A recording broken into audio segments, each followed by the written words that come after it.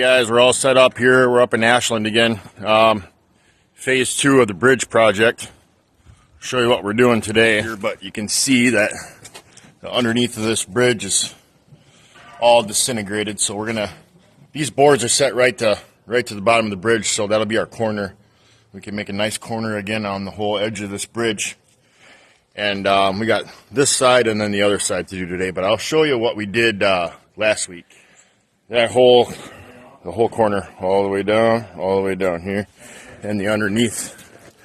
This one was pretty wide too. You see how far back in it went. So we filled it all in and made it look good again. And that's all with a monolithic bond. That ain't never coming off. It's part of the bridge again. So.